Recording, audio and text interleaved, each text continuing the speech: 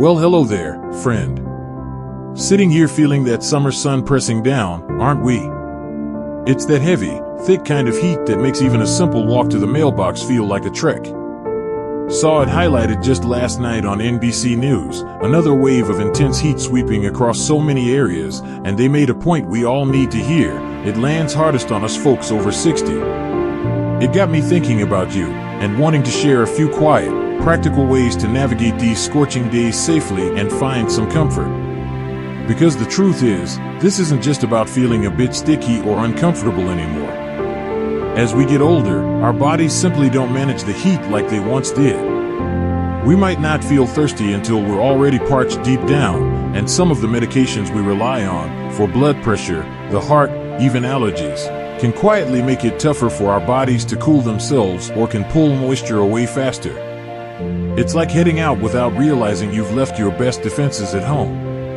So, the very first step, the most important one really, is just gently acknowledging that yes, this heat is different for us now, and being kind and smart about it makes all the difference. And that smart approach starts with something wonderfully simple, yet truly vital: keeping yourself well hydrated. This isn't about waiting until your throat feels like sandpaper to gulp down a glass.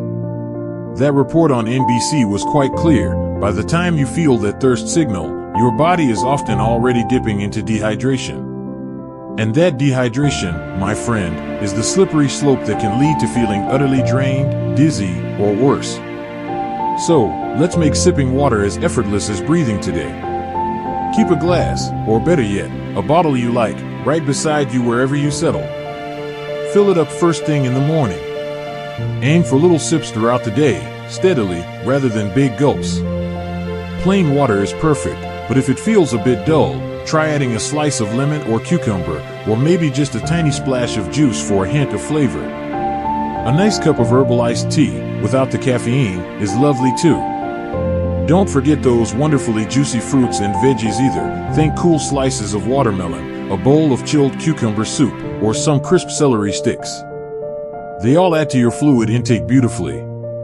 It's wise to ease back a bit on the coffee or that tempting cold beer during the hottest parts of the day. They can sometimes work against your hydration efforts. A good little check? Notice the color when you visit the restroom. Aiming for light, pale yellow is a pretty reliable sign your body has the water it needs to function well and stay cooler. Staying topped up with fluids is absolutely essential, but it's just one part of staying safe under this fierce sun. Another key shield is being mindful of when you step out into it. Think of those peak hours, roughly between 10 in the morning and 4 in the afternoon, as the high heat danger zone. That's when the sun beats down most intensely, and the temperature climbs relentlessly. This really isn't the time for tending the garden, taking your daily stroll, or even popping out for a quick errand if you can possibly avoid it. Save those activities for the kinder edges of the day, the cooler, quieter early mornings or the gentler, longer shadowed evenings when the air feels less oppressive. But life happens, and sometimes you genuinely need to be out during those hot hours. When that's the case, remember, strategic retreat is your best friend. Know where your local air-conditioned havens are: the public library, the mall, the community senior center. Maybe even treat yourself to an afternoon matinee at the cinema. Many communities also open official cooling centers specifically during these extreme heat warnings. Your local news or a quick call to 211 can point you to them. Please, don't try to tough it out at home if your air conditioner is struggling valiantly or you don't have one.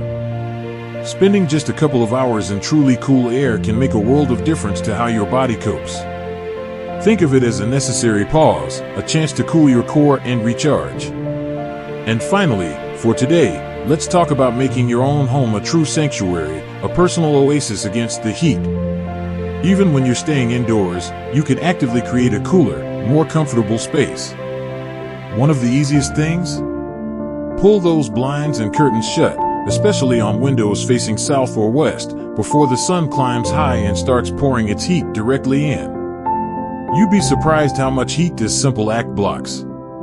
If you're blessed with air conditioning, give it a little love. A clean filter helps it run efficiently and keep you cooler without straining. If fans are your main cooling, use them thoughtfully. Positioning a box fan so it blows out of a hot side window, especially later in the evening when outside air cools, helps push the hot air out. Ceiling fans? Make sure they're set to spin counterclockwise in summer. That pushes the air down towards you, creating a lovely cooling breeze. That little trick of placing a bowl of ice water right in front of a fan? It genuinely works to make the air feel noticeably cooler. And never underestimate the instant relief of a cool, damp cloth on the back of your neck or your wrists. Keeping a couple of damp washcloths ready in the fridge is a brilliant idea. Dress in light, loose layers made of natural fibers like cotton, and lighter colors reflect the heat better. A quick, cool shower or even just soaking your feet in cool water is one of the fastest ways to bring your whole body temperature down a notch. So, friend, that's where we'll pause for now, understanding the unique risk, making water your constant companion, being wise about the sun's strongest hours and knowing where to find cool refuge, and actively crafting a cooler space right where you live. These are your foundational shields. Because staying safe means knowing what to watch for in yourself and others, especially when the heat truly settles in, and that's exactly where we'll gently pick up our conversation next time.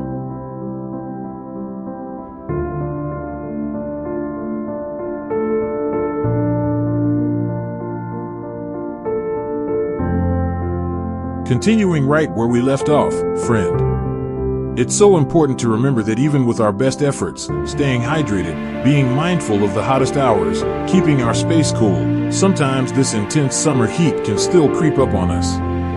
Our bodies, wonderful as they are, sometimes send signals we might brush aside, especially when we're used to pushing through discomfort. That's why recognizing the quieter warnings is just as crucial as drinking that water beside you. Think of it like your body whispering for help before it needs to shout. You might feel suddenly much more tired than usual, even without doing much. A headache can settle in, not the everyday kind, but one that feels heavy and persistent right behind your eyes. Maybe you feel a bit lightheaded or dizzy when you stand up, or a wave of nausea comes over you unexpectedly. Perhaps your skin feels cool and clammy to the touch, even though it's sweltering outside. Muscle cramps, especially in your legs or abdomen, can be another sign. These aren't just little annoyances to ignore or chalk up to getting older. They're your body's clear signals that it's struggling, that heat exhaustion might be setting in. Paying attention to these whispers can make all the difference, because catching it early means you can act quickly, get to a cooler spot, sip cool water, rest, and prevent things from getting much more serious. And then there are the times when the body's signals aren't whispers, but urgent alarms. This is heat stroke, a true emergency, and knowing these signs is vital, both for yourself and for looking out for others. If someone suddenly seems confused or disoriented, their speech is slurred, or they're stumbling like they might faint, don't hesitate. Feel their skin. If it's hot, red, and crucially, dry, the sweating has stopped, that's a major red flag. Their pulse might be racing and very strong. If you have a thermometer handy and it reads 103 degrees Fahrenheit 39.4 degrees Celsius or higher, that confirms it. This requires immediate action. Call 911 right away. While help is coming, do everything you can to cool the person down, move them to shade or air conditioning, loosen or remove tight clothing, apply cool, wet cloths to their skin, especially the head, neck, armpits, and groin, or gently mist them with cool water while fanning them. Do not try to give them anything to drink if they seem confused or are unconscious. Every minute counts here. As NBC News highlighted, these emergencies can escalate frighteningly fast for seniors, so recognizing these stark signs and acting swiftly is absolutely critical. This brings us to one of the most powerful tools we have, especially when the heat is relentless, looking out for each other. Heat has this sneaky way of clouding our judgment. We might not realize how badly we're being affected ourselves. That's where the simple magic of the buddy system comes in. It's not about being a burden, it's about smart, caring teamwork. Make a quiet pact with a family member, a neighbor you trust, or a close friend. Agree to check in on each other, at least twice a day, during these intense heat waves. It doesn't need to be a long visit. A quick phone call, a wave from the porch, a simple text message saying, just checking in, all cool over there, or doing okay in this heat. That small connection can be a lifeline. It provides peace of mind for both of you. Think about folks in your neighborhood who might live alone or be more isolated, maybe that quiet gentleman down the street or the lady who keeps her curtains drawn. Giving a gentle knock, offering a cool bottle of water, or just asking if their fan is working can make a world of difference. Frank, my neighbor we mentioned before, he and I have this pact now. A morning wave and a late afternoon call. It takes moments, costs nothing, and knowing someone is thinking of you adds a layer of safety and comfort that's hard to measure. And remember, our community itself is a resource, especially during these challenging times.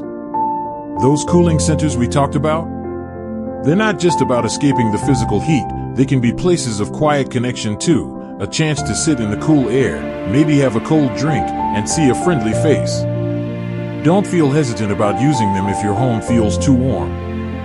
Your local area agency on aging or senior center often knows about specific resources too, maybe help getting to a cooler place, information about utility assistance programs, or even volunteers who can check on folks who are homebound. Dialing 211 is a fantastic way to find out what specific help is available right in your own area. It's okay to lean on the support that's there. After all, we've spent lifetimes contributing to our communities, and it's perfectly all right to let that community offer a hand when we need it most. Now, while knowing these signs and staying connected are vital shields, feeling truly secure also means making sure our home haven is as prepared as it can be, ready for anything this summer might bring, even those unexpected moments when the power decides to take a break. That's where we'll turn our attention next time.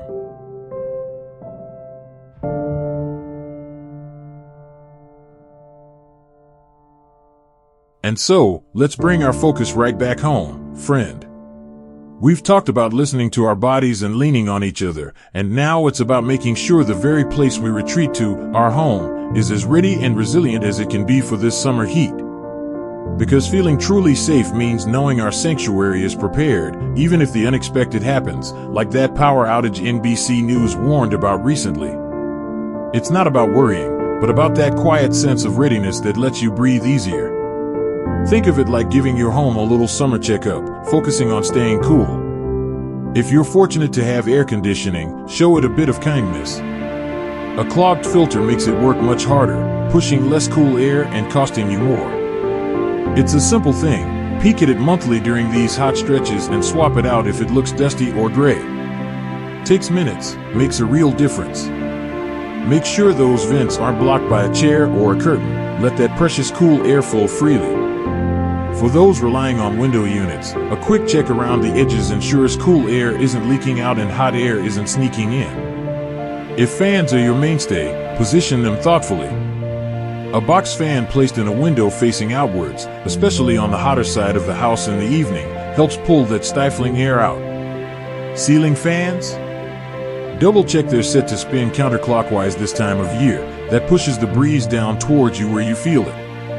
And that little trick with the bowl of ice water placed right in front of a fan? It truly does add a noticeable, refreshing chill to the air moving past it. Simple, effective. Now, about those power outages, they seem to have a knack for arriving during the worst heat, don't they? Losing your cooling, even for a little while, can quickly turn uncomfortable or even risky. A little preparation brings immense peace of mind. First, stay informed. Signing up for outage alerts from your local power company means you'll get a heads up if trouble's coming, letting you prepare calmly instead of being caught off guard. Next, think about light and air without the plug. Stock up on fresh batteries, good ones, for reliable flashlights and a sturdy battery-powered lantern, so much safer than candles. Don't underestimate a small battery-operated personal fan, pointed right at you. It can be a lifesaver in a still, hot room. Then, plan your cool zone. Identify the naturally coolest spot in your house, often a basement, or an interior room with few or no windows. Have some blankets or heavy towels ready nearby. If the outage happens during the day, you can hang them over windows in that room to block the sun's heat. Keep several bottles of water chilling in your fridge or freezer before any warning hits. Not only are they vital for drinking, but those frozen bottles become instant ice packs. Place them on your wrists, the back of your neck, or your ankles, key pulse points, for direct cooling relief. It's wise to have an old-fashioned, manual thermometer handy too, so you can keep an eye on the temperature inside if things start feeling overwhelming. Finally, know your escape route. If the outage drags on and your safe room starts climbing above 90 degrees Fahrenheit, that's about 32 degrees Celsius, you need a plan. Is there a designated cooling center nearby that might have generator power? Does a friend or family member close by reliably have electricity? Figure this out before the lights go out. And a practical tip, try to keep your car's gas tank at least half full during heat waves. If things get dangerously hot inside and you need a brief respite, your car's air conditioning can provide crucial relief, but remember, never, ever run the engine in a closed garage. Only pull over safely outside in the shade or an open space. NBC shared a lovely, simple habit that ties everything together nicely, the cool-down check-in. Twice a day, maybe around mid-morning and again mid-afternoon, when the heat builds, just pause. Find your coolest spot. Take a few slow sips of cool water. And gently ask yourself, how's my body feeling right now? Any hint of a headache building? Any unusual dizziness, lightheadedness, or muscle cramps starting? How's my hydration? Is my water bottle running low? Time for a top-up, maybe with a slice of melon or cucumber. How's the temperature in here? Do I need to adjust the blinds, move to a cooler room, or switch on a fan? Did I touch base with my buddy? And have they checked in with me? This little pause, this quiet moment of self-check and connection, helps you stay tuned in and proactive. It's your daily safety ritual. So, there we are, friend. We've woven together 5 strong layers of protection, straight from the experts and tailored just for us, keeping hydration your constant, gentle companion, respecting the sun's fiercest hours and knowing where to find cool sanctuary, recognizing the quiet whispers and urgent alarms your body sends, making your buddy system your shield through connection, and preparing your home haven for comfort and safety, even when the power flickers. It's not about fearing the summer sun, but about respecting its power and meeting it with simple, practical wisdom. You've navigated so many seasons, so much change. This heat is just one more thing, and with these quiet steps, you are more than equipped to handle it. Be like Frank, staying vigilant. Be like the community opening its doors. Be kind to yourself, stay prepared, stay connected. You've truly got this. Find those moments of shade, sip your cool drink, and know you're doing exactly what you need to stay safe and find comfort this summer.